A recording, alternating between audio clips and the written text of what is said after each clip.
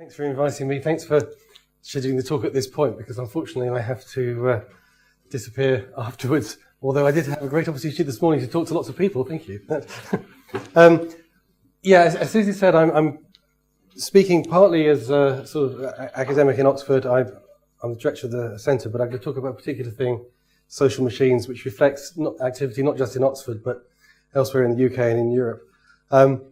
But also because of my ESRC role as a strategic, it's lovely, a SADA, right? There are several SADAs. SADA is a strategic advisor for data resources. So, as a SADA, I'm responsible in particular for social media, and that's one of the reasons I've combined these two things in this talk. Partly because I want to start the discussion with this particular community about how these things join together, and partly because I want to do a little bit of a call to arms on the social media piece at the end, and explain some of what's going on at the moment in that area in terms of funding. So we'll start with some 3 or 4 slides which are really, really big picture, but it contextualizes everything. Then I'll talk about social machines, then I'll talk about social media. So this picture is ubiquitous, and many of you may have seen me use it before, and you're very welcome to borrow it and reuse it. Depending on your audience, you can put anything you like in the top right-hand quadrant, it turns out.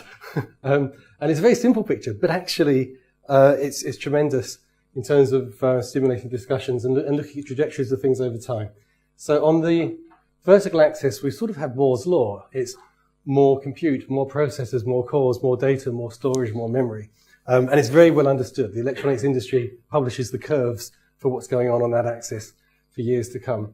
And then the less well understood, although this audience knows better than others, and certainly less well managed axis, is the increasing engagement of people, by which I mean scholars and citizens, with the digital world. And so we see these sort of areas where the traditional sort of computer science space of described here as conventional computation is in the bottom left. And I'm not saying that's unimportant, so I'm going to focus up here in a minute. Not everything has to be up on the top right. Certain things really belong down here. My favorite example is air traffic control. I don't want that done on Twitter just yet, although we could discuss that.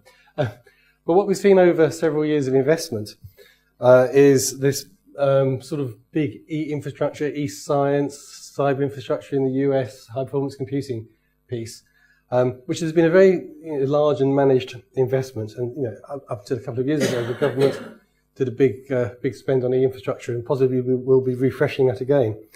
And that isn't characterized necessarily by huge numbers of people, although it might be analyzing data that involves huge numbers of people. It's the computational underpinning a lot of what we do, people in this room are doing, so it's important. At the same time as that was happening through, for example, the science program, we had people participating in the digital world and doing digital R&D just because the digital was there in their, they're using the web, they're using apps, not because they've chosen specific things as tools for their research, but because they're working in a digital world.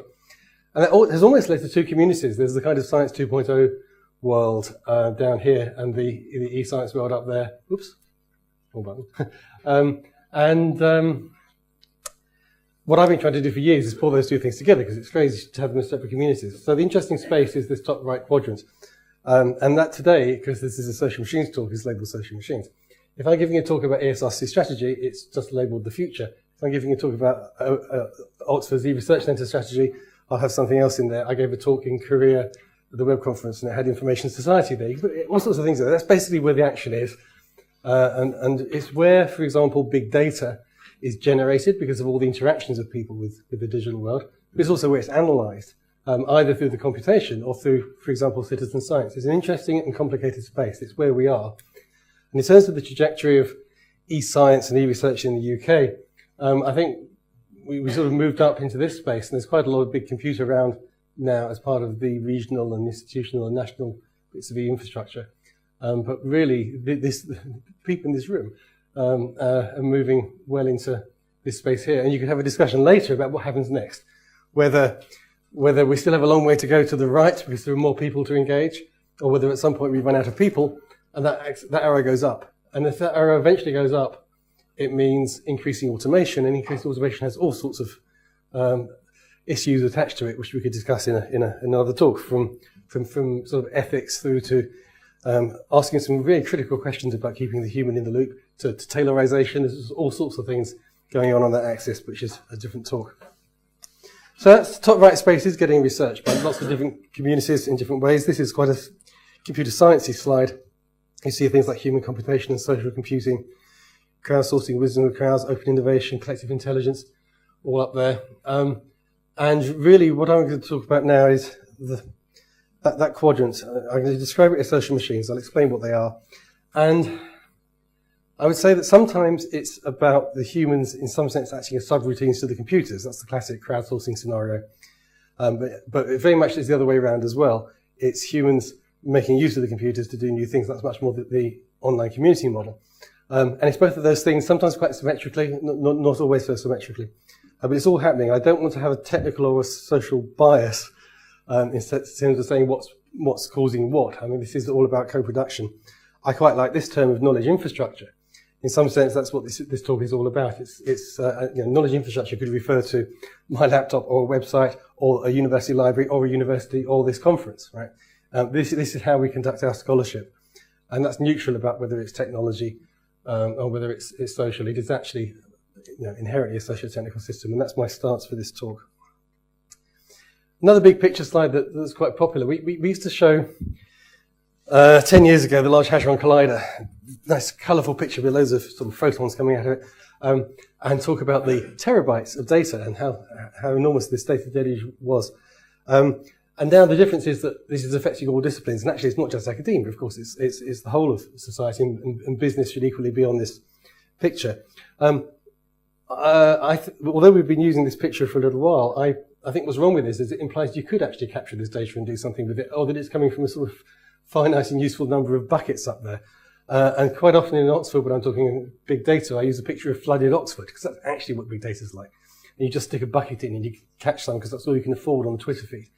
It really isn't something as well behaved as in this picture. Oh, that was interesting. So over the years of e-science, we've seen quite a lot of accounts of changing scholarly practice, changing methodologies around being data-centric. I won't go through all of these, but there's, data first and then hypothesis. There's the more extreme Wired magazine accusation of the end of scientific method. There are discussions about correlation and causation. There's Microsoft's interesting enumeration saying that data-intensive science is the fourth paradigm. I always forget what the first three are, and because I work in social science and humanities, I think it's the first, but anyway.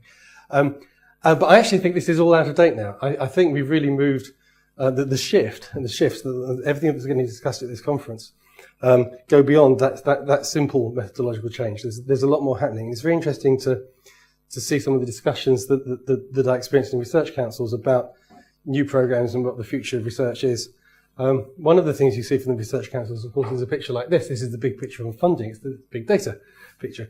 Not interesting to go through in detail now, but interesting that it's from commercial to research data on that axis and from open to securely held on that one. That bit there, the social media data, is the bit I advise on. So this is significantly now cross-council. I would suggest also you might observe it looks a little bit siloed. And I think in its first instantiation, because of the processes involved, it's inevitable that lumps of big data money ended up in particular places. This is relevant to what I want to say at the end. And the big move within the research councils, you may be pleased to hear now, is to cut across. And actually that there should be much more sharing across those silos or taking down the barriers in silos. That discussion is really happening, and that message is coming out of the research councils, which I think is a significant step forward. So that's all background. What are these social machines? Well, Tim Berners-Lee, back in '99, in his Weaving the Web book, defined these things. And remember, this is 1999, a few years ago now. Computers can help if we use them to create abstract social machines on the web, processes in which the people do the creative work and the machine does the administration. Okay, so that's playing firmly into my four-quadrant picture. And it's also saying not that computers replace humans, it's saying that computers empower humans. So I quite like the position here. When people use this quote, they normally stop there. I like the full quote, because he then goes on to say, the ability to create new forms of social process would be given to the world at large. And I think that phrase, new forms of social process, is probably what this talk's all about. And had we been giving the talks in the previous order, Rob would have already spoken about some new social processes in terms of reading the rights, I suspect, which would play into this. So we'll have to do that bit backwards.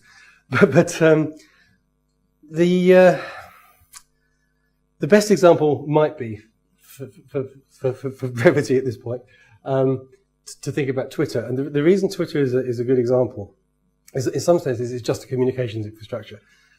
All the machinery above that, what we do with it socially, what we do with hashtags, the way those processes have evolved, are all socially constituted. So this is a machine that has been programmed by the citizens. And what people do with Twitter, as they cause new things to happen and they do things which affect people's behavior, is citizen-empowered process of creation of social processes. What we do in terms of analysis of Twitter is real-time analysis of new social process at the scale of the population. And that's new. It's a new opportunity. There are many people who, as you know, might be critical of Twitter data in its role as a lens onto society as a whole, but there is nothing else like that in terms of looking at social processes in real time at scale. And that's really the opportunity afforded by social media analysis, which I think makes it very distinct to other, quotes, new forms of data, admin data, retail data. We don't see citizens empowered by admin and retail data to create new social processes. So I think there's something special going on with social media. This is my social media soapbox. It's very dangerous to try to define things in an academic audience, and I won't actually try to define more precisely a social machine, because that debate goes on forever, especially the one about what isn't a social machine. Is this table a social machine? Discuss. So somewhere along the line, I wrote these words about social machines, and this is relevant because it's saying something about a change in perspective, a change in mindset, and I think that might be the key point here. Because what we tended to do in computer science is talk about a layer of machines and a layer of humans above them, which are called users, which is a very bad word in many ways, and maybe a line in between, which is called something like HCI, one human, one computer, one interaction, one interface, I don't know. We talk in those terms, and computer scientists are trained in those terms. But really, when you look at people designing real systems with real users, if you listen to people sitting in a hackathon or in a startup, or in my research lab probably, that isn't how people are designing systems now. We're actually we're cutting the picture the other way. We think about a group of, quotes, users and machines as the socio-technical construct that we're designing for. And then you can cut the world that way and instead look at the world as a system of interacting social machines rather than this layered approach. And my suggestion to you is that's a useful mindset, because it makes if all I'm doing is giving a name to something you're already doing, I think it's still useful, because it's making it a first-class citizen in our discussions, and we can talk about what it means to be designing one, what's good practice, what makes a good social machine, what makes an unsuccessful social machine, how do they evolve, how do they interact. And it's not a traditional top-down design and software engineering approach. It's much more sort of, here's an ecosystem of interacting social machines. How do I make an intervention into that ecosystem with another social machine such that the combined behavior is what I'm seeking? That's a very different design methodology. So that's what's going on in the social machines world. In particular, there's a project called Sociam, the Theory and Practice of Social Machines, which is led from Southampton and involves Edinburgh and Oxford. So we're looking really at that theory and practice piece. I won't go through this slide in any detail, but just to say that rather than trying to define a social machine, I'll just give you a bunch of examples. There's lots of things that you interact with are good examples of social machines. The poster child is almost always Wikipedia, and I'll say some more about that today as well, because it's a great example in that it's at scale. It clearly has user-contributed content, but it also has user-defined behavior, especially in terms of sort of retractions and edits and different behaviors that have become acceptable in different countries. And that really confirms the sort of social constitution of that social machine. It's also interesting because it's allegedly in decline. So we can look at the evolution of a social machine within the ecosystem. So we quite like Wikipedia as an example. Another interesting example might be Recapture, because it turns out there are many kind of dual-purpose social machines, and this is the one that's testing whether people are humans or not. And that's a very, very significant thing. On that four-quadrant picture, we're going to have a lot more computers pretending to be humans, really. And people kind of forget that. And they also forget machine-to-machine, the whole Internet of Things piece, which is really going to disrupt this picture as well. So that human-computer distinction is fundamental to this. But actually, as you know, Recapture is you humans helping transcribe digitized text. It's a crowdsourcing mechanism as well. So it's an interesting example of a social machine. There are many others here, and I can come back to one or two of them which are in the scholarly space a bit later on. But as already I've shown, I'll focus a little bit on Twitter. We could have a discussion about whether Twitter is a social machine or whether every Twitter hashtag is a social machine. which is Tim Berners-Lee suggested, which is actually quite an interesting one. Wikipedia, allegedly, here's the article, in decline. And I've been using this quote for a while. And you know, they're having trouble getting new sysops, sysadmins into the Wikipedia sort of community. And the well-published statistics for that, and there are lots of analysis of this, and some of you may have done PhDs on it. And there's this statement here: the main source of these problems is not mysterious. The loose collective running the site today, estimated to be 90% male, operates a crushing bureaucracy with an often abrasive atmosphere. So that's interesting. So anyway, just to confirm that, a couple of weeks ago, it had a very interesting event. So Wikipedia or Wikimedia are running a Wikimedia event in October in London, and they're having some fringe events, and they had a Wikimedia Social Machines Fringe weekend at the Barbican. And it was great. It was a really interesting event. Actually, this is their webpage about it. And it's interesting here how these are the words of Wikipedia. They have described the Wikipedia as a social machine. So you can see it's all working. This is also interesting because it's about stories, and I want to come back to stories. It was very interesting because during that weekend, various people who were involved with Wikipedia and Wikimedia were demonstrating bits of Wikipedia to us in quite an excited way, which we hadn't necessarily seen before. And it was all very interesting and very exciting. And it sort of confirmed that previous statement about the crushing male bureaucracy and so on.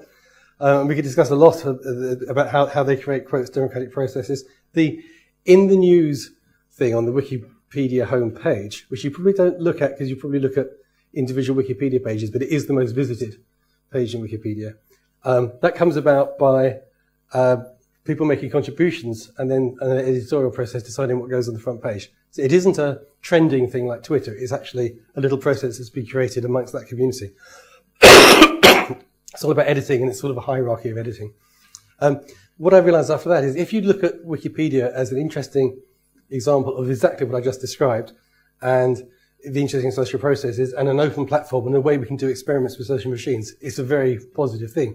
If you look at it as a massive learning platform or some democratized encyclopedia of knowledge, that yes, some of those other concerns can be applied to it, but they know that, and they're working hard to solve those problems and to attract more people to be, you know, systems administrative sysops within Wikipedia. So it's an interesting evolving social machine. Here's another one which we're quite close to, Zooniverse. It started off as Galaxy Zoo, 165,000 users. Now it's been refactored into the Zooniverse platform. Every few weeks, new projects are launched in all sorts of different areas, from astrophysics to humanities to identifying animals in Serengeti. And it's crossed 1 million users now. In fact, just very recently, it did that mileometer type, crossed 1,111,111 users, maybe last week. It's often seen as a sort of crowdsourcing thing because we're using a human visual cognitive apparatus in order to do things that computers can't quite do just yet, in terms of classifying the spiral nature of a galaxy, for example. But if you look at what's happening there, new discoveries are occurring because the citizens are engaging with bits of the science. And there are discussions occurring on Talk Fora, so this is the social media side of the picture, which is where those discoveries are where they come together, where they interact with the scientists and where publications are coming out with very, very large numbers of authors. So it isn't just Mechanical Turk. It isn't just people doing data reduction. It's very much about this overall citizen science piece. So as I said, that quadrant is about the analysis of the data as well as the production.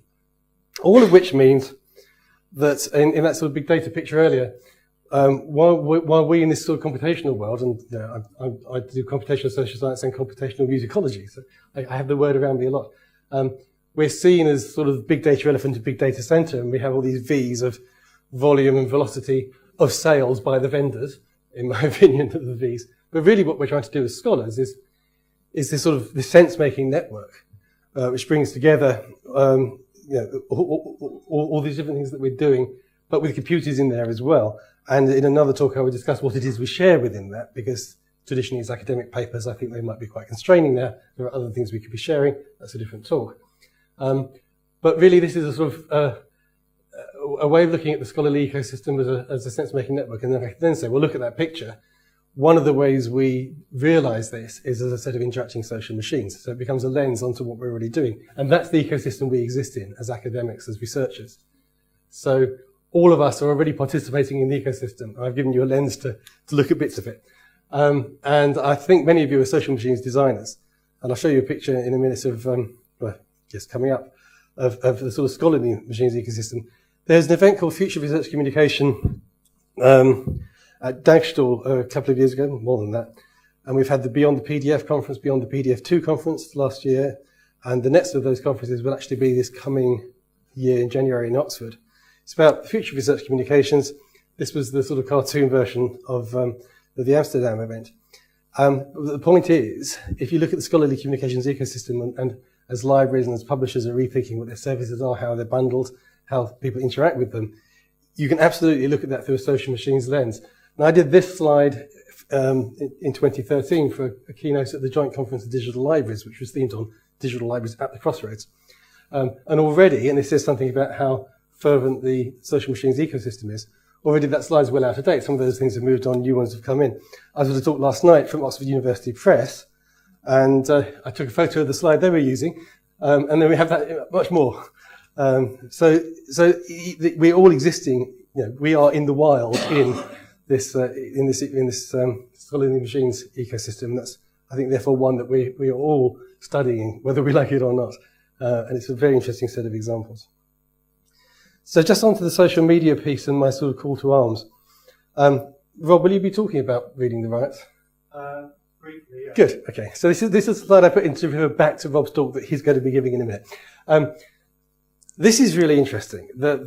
So with the summer riots, the nature of journalism and the role of the journalist and the role of the citizen changed in a very, very interesting way. So instead of the journalists going in, reporting to the citizens were going in, reporting, and the journalists were asking the hard questions to work out what was real and what wasn't. So it's a very interesting adaptation. And one of the things that came after that in the analysis were this sort of looking at what was true and what wasn't. And the things like, was the London Eye on fire? No, it's not flammable. Were animals released from London Zoo, and so on. But my point is that those social processes have, in some sense, come about, and those riots, in a sense, have come about making use of social media. The analysis of it's against social media. It's a great example of that phrase of looking at things evolving on the scale of the population in real time. You can look at visualizations of maps showing the different behaviours in different cities where rioting occurred, and whether the rioters came into the centre or whether they went out into other areas. And to me, that's one of the things that says that social media really deserves study in its own right, in so many ways. Another thing that says that is we are seeing increasing use of social media as part of the toolkit in social science. So we're seeing Twitter surveys, and best practice have yet to evolve. So really, I feel very strongly, and I'm interested to know if you agree, that we need much more attention to this. But what's happening within the funding world at the moment is that social media is listed alongside admin data, retail data, all these other things, which quotes new forms of data, ways we could do things we could do before, possibly cheaper, ways we can answer some new questions. But I think social media deserves attention in its own right. So that's my call to arms. Other people are looking into this as well. So interestingly, there's a House of Commons Select Committee inquiry under the title Social Media Data and Real-Time Analytics, pretty specific for a bunch of MPs. This helps get attention into this area. They've taken written evidence. Some of you may have provided it. They're now taking oral evidence in a couple of weeks' time. So it'll be interesting to see what comes out of that. But it does show we've got attention at government level onto this. They use this phrase, if you read this whole page about social processes and real-time analysis. They also use an interesting phrase which I don't particularly like discussing over beer, the definition of this as qualitative data at quantitative scale. But let's not go there at the moment. The other thing that's going on at the moment is a BIS consultation. So basically, there's a plan to spend quite a lot of money over the next few years on capital. And there's a whole other discussion we can have about capital, those of you can, but this is capital. There's a consultation out. Your institutions, on various other things that you might be involved in, will be making written submissions of evidence of response to this consultation. The consultation is a large document. It contains lots of indicative projects. If you'd like to see lots of funding in the social media area or the computational social science area, this is a good chance.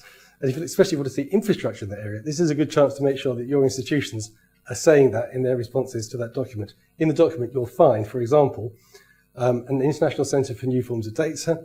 You'll find an International Centre for Data Integration, and you'll find all sorts of other things as well. A third exercise, which I don't have a slide on, is led from EPSRC, and it's an e-infrastructure refresh shopping list.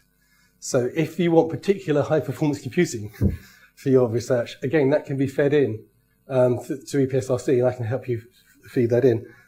That one's quite odd because the way they're getting the requirements is to ask the existing providers what their users want, which means they're only getting a subset of the community, and they're only getting responses from people who know how to answer questions in the way they're framing them. And I've been quite frustrated by that, but I've given up, because if I object, we won't even be sitting at the table. So I'm now translating between social science requirements and HPC cycles and RAM. Perhaps you can help me with that. That would be very useful. But that's important to our infrastructure. Finally, how do we do all this, and what we can do as a community? We might not all use the word, but in many ways we are all building, many of us are building observatories, analysing social media, analysing other forms of data, looking at society, maybe looking at the planet, all sorts of other things. But I'm not advocating one big observatory for everything. I'm saying that bringing these things together, sharing data, sharing results, sharing methods, sharing people, sharing skills, is a very important community effort in terms of social media analysis. And that's something which I'm promoting through the World Wide Web Consortium through a group called the Web Observatory Community Group. And then finally, a little humanities link just at the very end. So we've got all this data, but how do we analyze it? Well, the methods for analyzing, many of you are using them. Here's an interesting paper that we've written recently with humanities colleagues in Oxford, where we're actually looking at social machines not as social machines which are just about stories. Some of them are Facebook, scholarly critical editions, or stories about social machines, like I've given you one about Wikipedia, or social machines that use stories, of which many that engage the public, for example, Zooniverse do. We actually said, what happens if we say a social machine is a story, and the characteristics of a good story, do they correspond to the characteristics of a good social machine? That little thought experiment is going quite well, and I won't go through this in detail, but this gives you a flavour of examples we looked at and how it fits into various characteristics. There's a paper on this if anyone's interested. So I will stop there with those thoughts that I hopefully give you a lens to look at things perhaps you're already doing. It might be useful. I think there are lots of new opportunities. I'm worried that if we carry on without challenging some of this, we're just reinforcing old things and old barriers, and we actually have to not keep retrofitting computational into what was there before, but we have to think post-digital or even post-disciplinary. Thank you very much.